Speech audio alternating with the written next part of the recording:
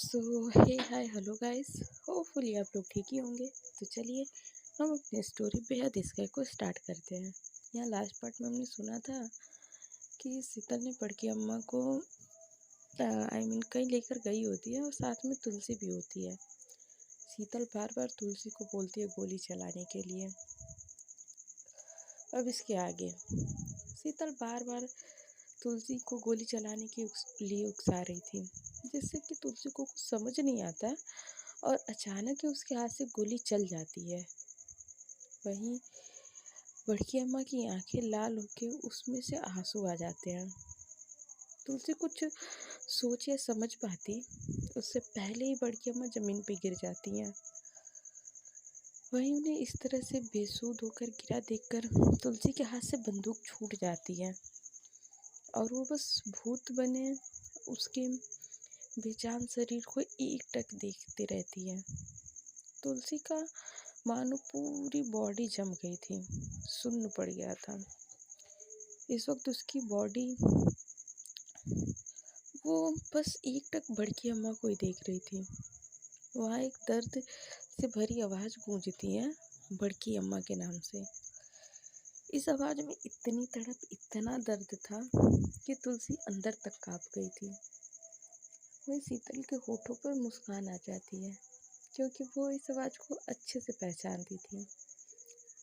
आरू भागते हुए आती है और उसके साथ पुलिस वाले भी थे, जो खींचते हुए शीतल को लेकर चले जाते हैं और जाते जाते एम्बुलेंस को फ़ोन कर देते हैं।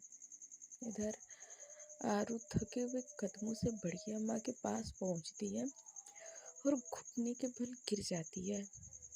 वो एकटक उन्हें देखने लगती है, जो इस वक्त खून से लथपथ थी। बड़की अम्मा को इस हालत में देखकर आरू को मानो ऐसा लग रहा था कि किसी ने उसके शरीर से उसके प्राण खींच लिए हों। बड़की अम्मा की उसकी ज़िंदगी में क्या अहमियत थी, ये शायद शब्दों से बयां नहीं किया जा सकता था।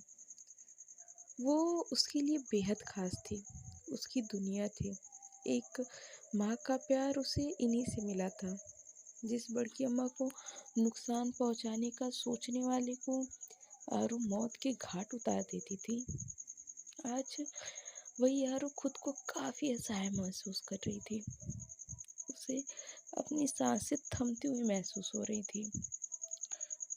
वो एकटक बड़की अम्मा को देखे जा रही थी कि तभी तुलसी हिम्मत करते हुए कहती है, सुनिए ये। वो इतना ही कहती कि आरू उसे हाथ दिखाकर रोक देती है और अपनी जगह से उठ के तुलसी की तरफ अपने कदम बढ़ाने लगती है। वहीं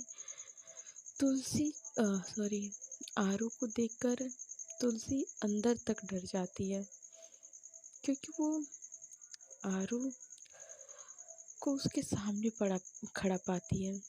अपने 1 साल की शादी में वो इस आरू से रूबरू नहीं हुई थी। उसे अपने सामने खड़ा इंसान कोई और ही लग रहा था। आरू तुलसी के करीब बढ़ती है और उसके बाजू को पकड़कर झकझोरते हुए बेहद गुस्से और नफरत से कहती है, क्यों किया तुमने ऐसा? फिर थोड़ा तेज बोलकर, क्यों? अरे जिस औरत ने तुम्हें दिल से अपनाया, आज तुम उसी की जान लेने पे उतारू हो गई। मैंने नहीं सोचा था कि तुम ऐसा भी कुछ कर सकती हो। क्यों किया तुमने ऐसा? लोग तुम्हें मनहूस कहते थे, आज समझ आ रहा है कि उन्होंने सही कहा था। तुम सच में मनहूस हो। मेरे परिवार के लिए तुम सच में हो मनहूस। तुम्हारी मनहूसियत ने मेरा परिवार उजाड़ दिया। गुस्से में आरू के मुंह से जो भी निकल रहा था वो तुलसी को बोले जा रही थी। उसकी बातें सुनकर तुलसी को एक चुभन सी हो रही थी। उसे अपने बाजुओं में बहुत ज़्यादा दर्द हो रहा था, क्योंकि आरू ने काफ़ी ज़्यादा कस के उसकी बाजू पकड़े रखी थी। तुलसी की आंखों में आंसू भरे थे। वो बहुत कुछ कहना चाहती थी, लेकिन मानो उसकी जुबान सिल चुके हों। वो नम आंखों से एकटक आरू की आंखों में देख रही थी। जहाँ उसे कभी अपने लिए बेशुमार प्यार नजर आ जाता, आज वहीं उसे अपने लिए बेहिसाब नफरत नजर आ रही थी, जिसे देखकर उससे सांस तक नहीं ली जा रही थी। इस वक्त उसे देखकर ऐसा लग रहा था मानो वो घुट रही हो। इधर आरू तुलसी को खुद से दूर झटक देती है, मानो वो कोई बहुत ही गंदी चीज हो जिसे वो ज्यादा देर तक अपने सामने नहीं रख सकती थी। वहीं आरू के इस तरह से दूर झटकने के चलते तुलसी गिरने वाली होती है, लेकिन वो खुद को संभाल लेती है। वो एकटक आरू को देखने लगती है, जो उसे गुस्से और नफरत के मिलते जुलते भाव से देखते हुए कहती है, दूर हो जाओ मेरी नज़रों से, वरना मैं भूल जाऊंगी कि कभी मैंने तुमसे प्यार भी किया। दूर हो जाओ मेरी नज़रों से, कहीं ऐसा ना हो कि मैं अपने इन्हीं हाथों से तुम्हारी जान ले लूं। मुझे तो खुद से घिन आ रही कि मैंने कभी तुम जैसी मतलबी लड़की से प्यार किया था, जो प्यार तो क्या नफरत के भी लायक नहीं है। इधर कुछ ही देर में एम्बुलेंस आ जाती है, जिसके बाद आरू तुलसी को वहीं छोड़ के बड़की अम्मा को लेकर चली जाती है। अब तक सूरज ढल चुका था और शाम होने को आई थी, बिल्कुल तुलसी की जिंदगी की तरह, जिसने उसे उजाले से निकलते वापस अंधेरे में पटक दिया था। तुलसी एकटक नजरें गड़ाए जमीन को देख रही थी। आज उसे ऐसा लग रहा था मानो उसने सब कुछ पाके खो दिया। आरू की कड़वी बातें, उसकी आंखों में अपने लिए नफरत, ये सारी चीजें उसके बर्दाश्त से बाहर हो रही थी। वो जोर से चिल्लाती है, इसी के साथ वो घुटने के बल बैठ जाती है और चीख चीख कर रोने लगती है। तुलसी की आवाज से उसके दर्द और तड़प का अंदाजा लगाया जा सकता था। वो जोर जोर से चीख रही थी, मानो इतने दिन का आक्रोश और दर्द उसके अंदर जो भरा हुआ था वो बाहर निकल रही थी। तुलसी रोते हुए कहती है, आप बहुत बुरे हो। आपने मुझे बिना किसी गलती के मुजरिम बना दिया और कटघरे में खड़ा कर दिया और बस अपना फैसला सुना दिया। आपने एक बार भी मेरी सच जानने की कोशिश नहीं की। फिर एक फीकी सी मुस्कान मुस्कुरा के कहती है, लगता है आपने सिर्फ मुझसे मोहब्बत कर ली, मेरे ऊपर भरोसा करना सीखा ही नहीं। लेकिन आप बिल्कुल भी फिक्र मत कीजिए, अब ये तुलसी ना दोबारा आपको अपनी शक्ल दिखाएगी और ना ही कभी वापस आएगी। और फिर आसमान की तरफ देखकर तेज आवाज में कहती है, अब तो आप खुश है ना? अब तो आपको बहुत खुशी हो रही होगी। मुबारक हो आपको, आपने एक और बार मुझे खूबसूरत सा सपना दिखा दिया और उस सपने को तोड़ भी दिया। गलती आपकी भी नहीं है, औकात से बाहर सपने देख लिए थे मैंने, लेकिन अब ऐसा कोई सपना नहीं देखना जो मेरे औकात से बाहर हो। मेरी जिंदगी तो तबाह कर ही चुके हो, एक और मेहरबानी कर देना। मेरे अतीत से जुड़े लोग और अपने अतीत को मैं पूरी तरह से भूल जाऊं, बस इतनी सी मेहरबानी कर दीजिएगा आप। सुन रहे ना आप, मैं आपसे क्या कह रही हूँ? तुलसी की आवाज में उसके दर्द का अंदाजा लगाया जा सकता था। कुछ ही देर में वहां पे बारिश शुरू हो जाती है। वो आंखें बंद किए उस बारिश के पानी को महसूस करने लगती है। इधर आरू ऑपरेशन थिएटर के बाहर खड़ी थी और इधर से उधर चहलकदमी कर रही थी। इस वक्त उसके चेहरे पर टेंशन साफ नजर आई थी। वहीं अंदर बड़की अम्मा का इलाज चल रहा था। बीतते वक्त के साथ साथ उसके लिए एक एक सेकंड भारी हो रहा था। वो किसी भी कीमत पे अपनी बड़की अम्मा को खोना नहीं चाहती थी। कुछ ही देर में वहाँ उसके फैमिली के सारे लोग आ जाते हैं। सुनीता जी को वहाँ तुलसी नजर नहीं आती है, इसीलिए वो आरू से पूछती हैं, आरू, तुलसी कहीं नजर नहीं आ रही है, कहाँ है वो ठीक तो है ना? इस वक्त उनके चेहरे पर तुलसी के लिए हल्की सी चिंता नजर आ रही थी। उनके साथ साथ सभी आरू के जवाब का इंतजार कर रहे थे। वही आरू की आंखों के सामने फिर से वही मंजर आने लगता है, जब तुलसी ने बड़की अम्मा पर बंदूक तान रखा था। ये याद आते ही उसे गुस्सा आने लगता है। गुस्से से उसकी आंखें लाल हो जाती हैं।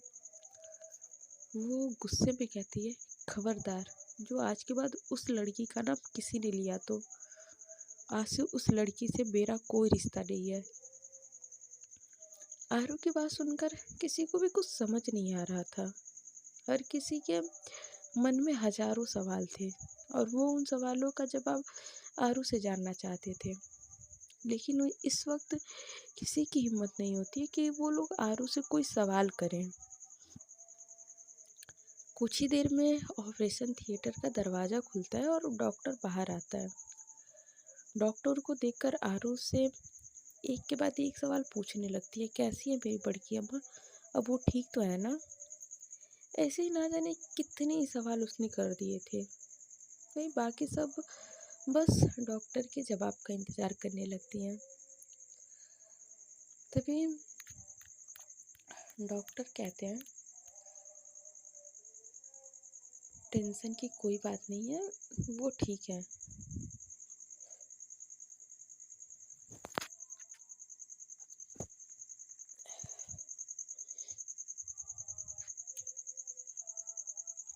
वो अब खतरे से बाहर है और हम लोगों ने गोली निकाल दी है। इस वक्त आप लोगों को उनका खास ख्याल रखना पड़ेगा। इतना बोल के डॉक्टर वहाँ से चला जाता है। वहीं आरू बिना वक्त गवाए वार्ड के अंदर जाती है। जो वो जैसे ही वार्ड के अंदर जाती है, उसकी पलकें भीग जाती हैं, क्योंकि बड़की अम्मा बेड पे बैठी हुई थी। उन्हें सही सलामत देखकर आरू के खुशी का कोई ठिकाना नहीं था। वो भाग के जाती है और किसी छोटे बच्चे की तरह बड़की अम्मा से चिपक जाती है। वहीं आरू के इस हरकत से बड़की अम्मा के होठों पर एक बड़ी सी मुस्कान आ जाती है। वो उसके बालों में हाथ फेरते हुए कहती है, क्या कर रहे हो, क्यों बच्चों की तरह रो रही हो। अरे, इन बूढ़ी हड्डियों में बहुत ताकत है, यूं ही नहीं मरने वाली हूँ। अभी तो बहुत सारी चीजें मुझे देखनी है।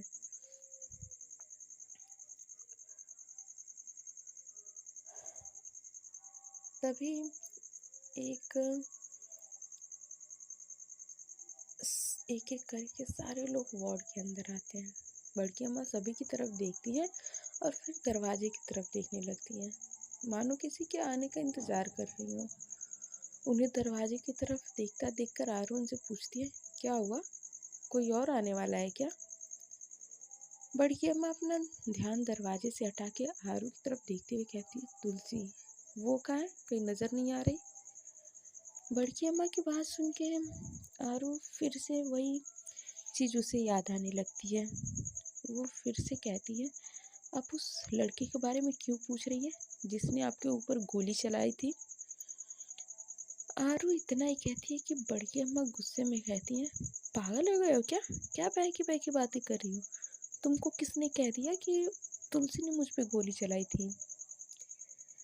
आरू वैसे ही गुस्से में कहती है, मैंने खुद अपनी आंखों से देखा था।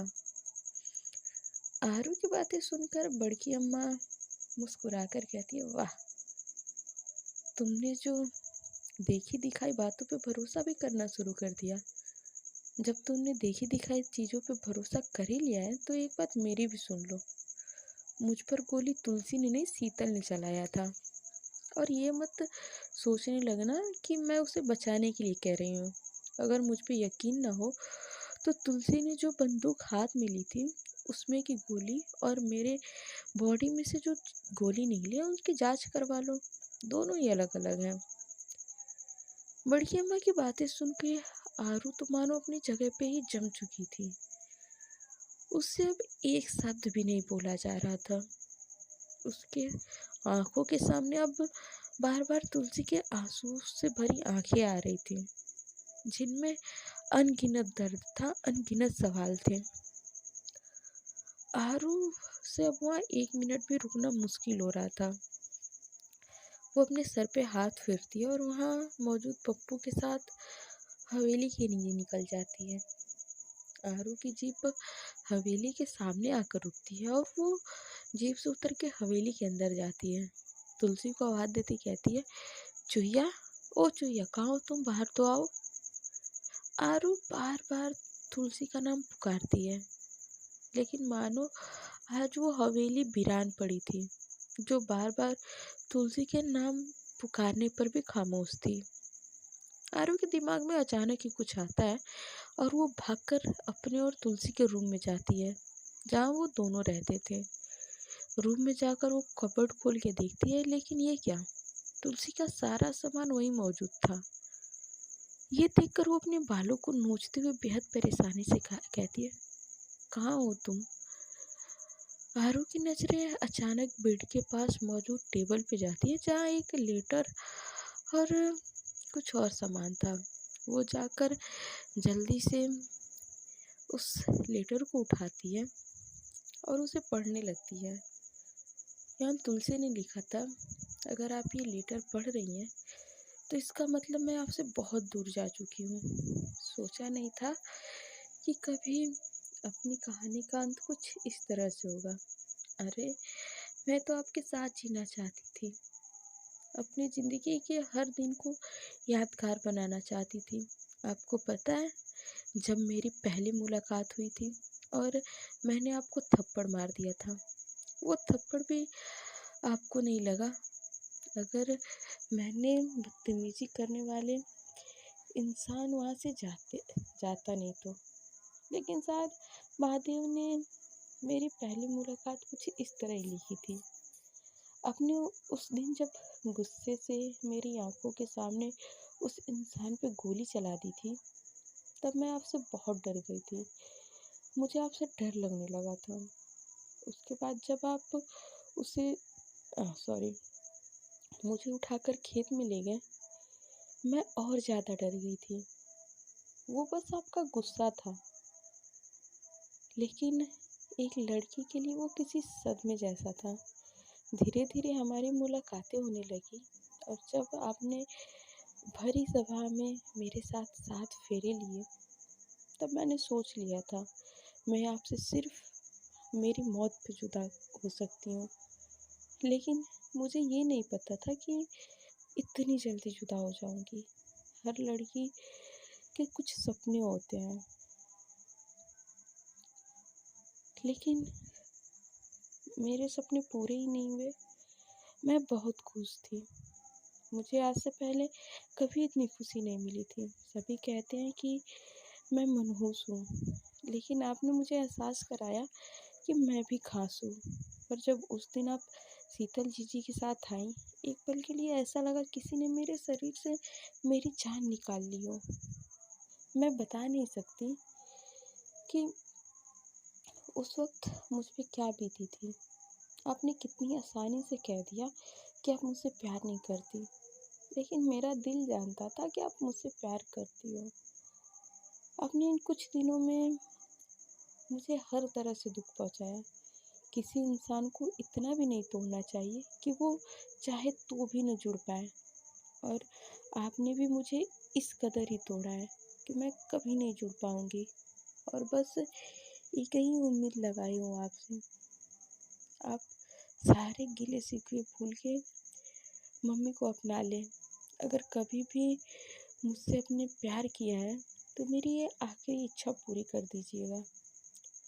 अब आगे मुझसे नहीं लिखा जाएगा, क्योंकि मैं अपने आंसू को अब नहीं रोक पाऊंगी। मैं चाह रही हूँ आपसे हमेशा हमेशा के लिए दूर। आपकी चुईया। उस लेटर में कुछ कुछ शब्द आंसुओं से मिट चुके थे।